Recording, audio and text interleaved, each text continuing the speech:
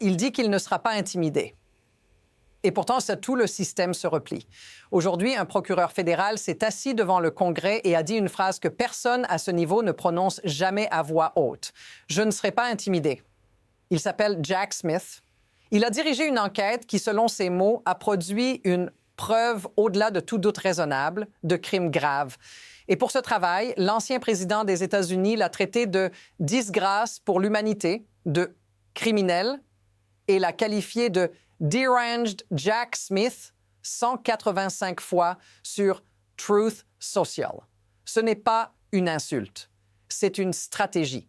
Voici le paradoxe. Smith affirme ne pas être intimidé, mais il explique que ces attaques servent d'avertissement à tous les autres, à ceux qui regardent, à ceux qui pourraient un jour faire leur travail. Et si tu crois que ça ne te concerne pas, observe ce qui se passe quand appliquer la loi devient un risque personnel. Mais voici la partie que presque personne n'a relevée. Quand on lui demande s'il pense que le département de la justice de Trump tentera de l'inculper, Smith ne détourne pas la question. Sa réponse ne parle pas du passé. Elle décrit ce qui vient ensuite. Ce qui s'est passé aujourd'hui n'est pas une simple audition tendue. C'est un signal. Jack Smith ne raconte pas toute l'enquête. Il n'entre pas dans les détails juridiques. Il ne lit pas d'actes d'accusation. Il fait autre chose. Il décrit l'environnement dans lequel cette enquête a existé. Un environnement où, selon lui, des déclarations publiques sont utilisées comme un avertissement. Pas seulement contre lui, mais contre tous ceux qui pourraient être tentés de faire la même chose. Et remarque ce cadrage. Il ne parle pas de politique. Il ne parle pas de parti. Il parle de méthode. Nous avons suivi les faits. Nous avons suivi la loi. Puis il ajoute que ce processus a conduit à une conclusion précise, une preuve au-delà de tout doute raisonnable de crimes graves. C'est dit une fois, calmement, sans emphase. Et c'est exactement ce qui rend la scène étrange. Parce que si tout cela n'était qu'un désaccord politique, personne n'aurait besoin d'intimider qui que ce soit. Or ici, Trump ne se contente pas de nier. Il menace, il répète, il cible. Et Smith explique que ce n'est pas accidentel. C'est destiné à montrer ce qui arrive à ceux qui résistent. Mais voilà la vraie question. Si un procureur spécial, avec des preuves qu'il juge solides, dit publiquement qu'il s'attend à être poursuivi pour avoir fait son travail, qu'est-ce que ça dit du système dans lequel cette audition a lieu? Et surtout, qu'est-ce que ça prépare pour la suite? Il y a un moment précis où cette audition bascule. Smith ne parle plus de pression abstraite. Il parle de résultats. Il dit que le processus a conduit à une preuve au-delà de tout doute raisonnable qu'il a commis des crimes graves. Ce n'est pas une opinion.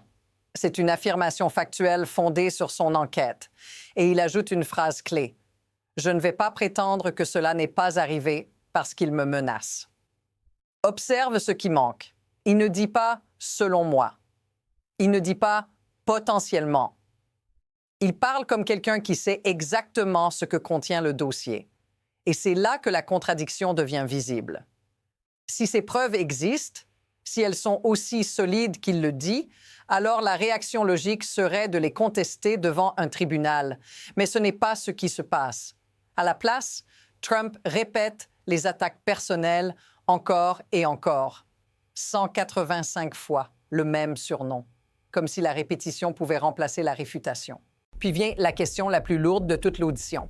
Lui demande-t-on s'il craint d'être critiqué? Non. On lui demande s'il pense que le département de la justice de Trump tentera de l'inculper. Et Smith répond qu'ils feront tout ce qui est en leur pouvoir parce qu'ils en ont reçu l'ordre du président. Cette phrase change l'équilibre. On ne parle plus d'un homme contre un autre. On parle d'un appareil qui se retourne contre ceux qui l'ont servi. Mais écoute bien ce que ça implique. Si dire les faits mène à des menaces, puis à des représailles, alors le message est clair pour tous les autres à l'intérieur du système. Et c'est précisément là que l'histoire commence à s'élargir. Et c'est là que d'autres voix entrent en scène et qu'elles confirment que Smith n'est pas une exception. Nicole Wallace regarde cette audition et dit quelque chose de troublant. Avant Trump, explique-t-elle, il y avait des centaines de Jack Smith au sein du département de la justice, des procureurs de haut niveau, des agents du FBI expérimentés, des gens qui avaient choisi le service public plutôt que des carrières lucratives. Ce qu'elle décrit n'est pas une chute brutale, c'est une érosion. Elle parle d'un ministère vidé, de procureurs et d'agents piloriés, menacés légalement, parfois physiquement, après avoir été nommés et ciblés dans la presse partisane. Elle souligne un détail glaçant. Ces personnes n'ont pas été défendues, ni par Merrick Garland, ni par Lisa Monaco, ni par Joe Biden. Et aujourd'hui, dit-elle, Jack Smith devient l'un des plus hauts responsables à dire publiquement ce que ces autres ont vécu en silence. Ce qui était autrefois impensable devient progressivement normal. Des menaces ouvertes, des campagnes de diffamation répétées, des départs massifs présentés comme des choix individuels alors qu'ils ressemblent à des purges. Wallace parle de la fenêtre d'Overton qui s'est déplacée. Ce qui choquait hier est aujourd'hui attendu. Et ce qui aurait déclenché un scandale institutionnel est désormais absorbé sans réaction. Mais voici le détail qui devrait faire lever la tête. Smith ne se plaint pas. Il ne demande pas protection. Il constate. Il décrit un système dans lequel faire son travail correctement mène à l'isolement, puis à l'exil, puis potentiellement à la poursuite judiciaire. Et quand ce mécanisme se répète assez souvent, il ne dissuade plus une personne. Il discipline tout le monde. À ce stade, la question n'est plus ce que Trump a fait. C'est ce que ce modèle rend possible.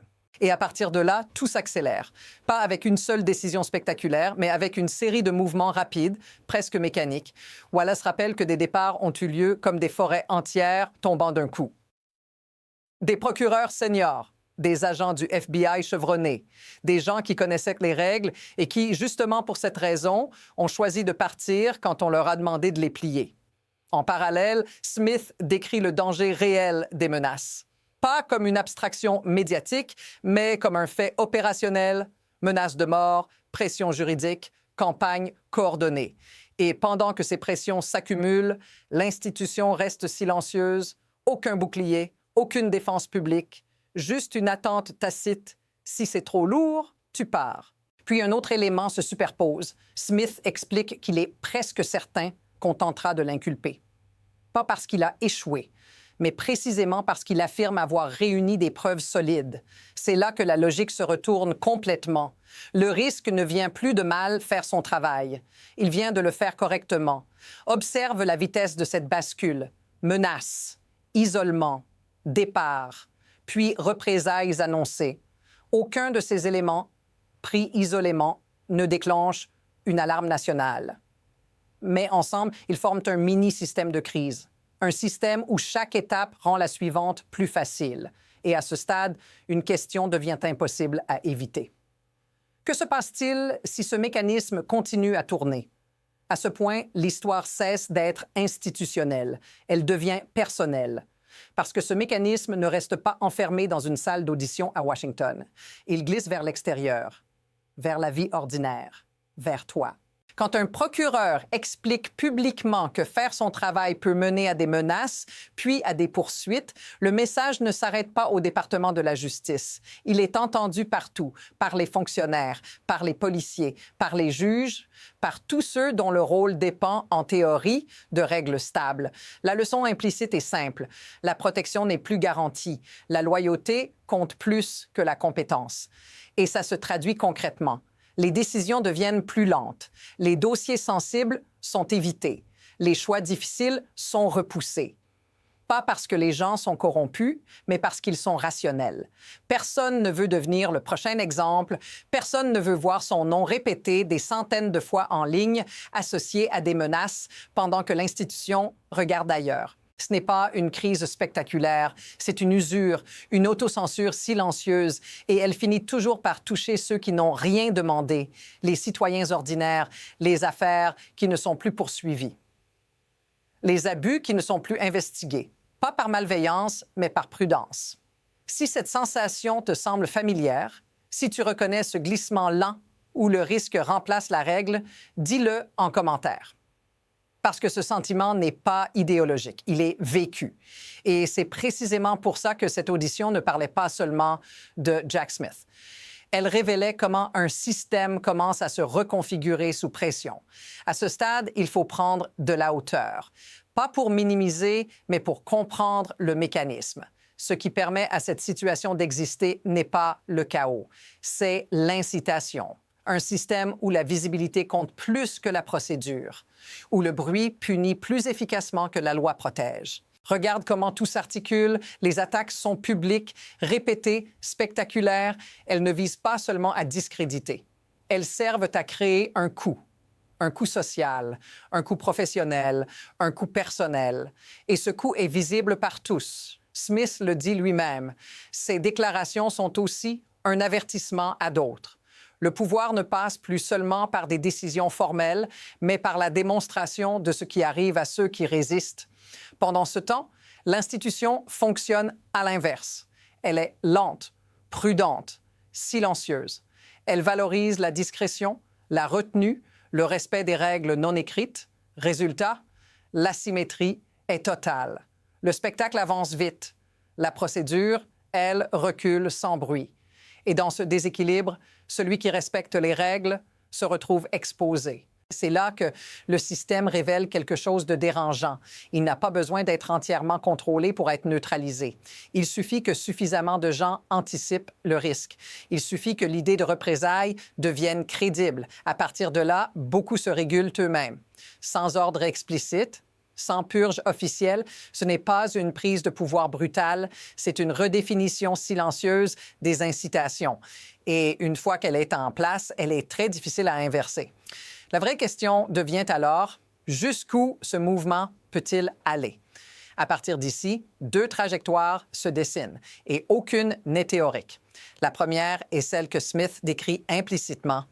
Le système encaisse, les attaques continuent, les menaces deviennent un bruit de fond. Certains restent, beaucoup s'adaptent. Les dossiers les plus explosifs avancent plus lentement ou pas du tout. Officiellement, tout fonctionne encore. Officieusement, les lignes rouges ont bougé. Dans cette trajectoire, rien ne s'effondre d'un coup. Il n'y a pas de rupture nette, juste une accumulation de petits renoncements rationnels.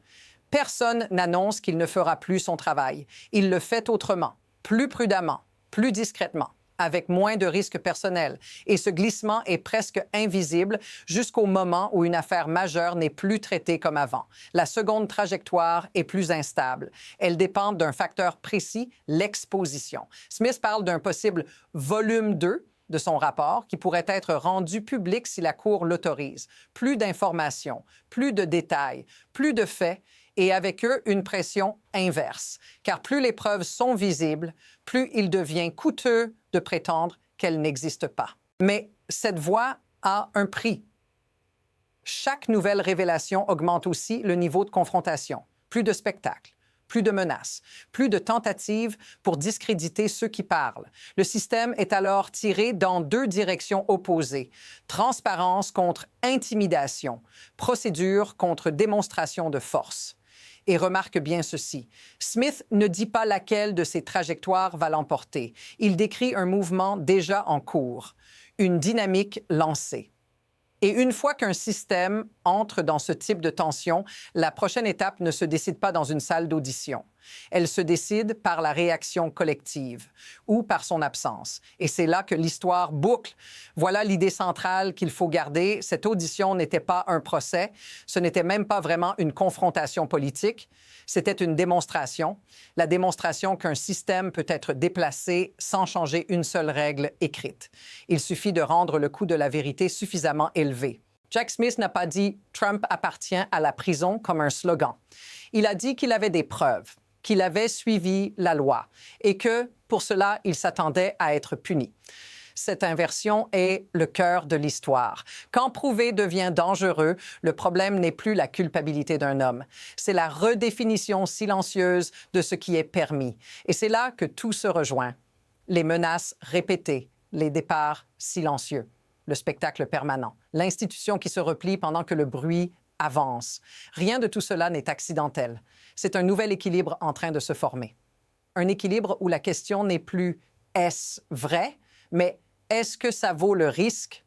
Si tu ne retiens qu'une chose, retiens celle-ci. Ce moment ne concerne pas seulement ce qui a été fait. Il concerne ce qui devient possible ensuite. Parce qu'une fois que ce seuil est franchi, revenir en arrière est toujours plus difficile que d'avancer. Et la prochaine étape de cette histoire ne se jouera pas dans une audition. Elle se jouera dans ce qui sera révélé ou étouffé. Si tu veux comprendre la suite avant tout le monde, reste ici. Ce n'est que le début.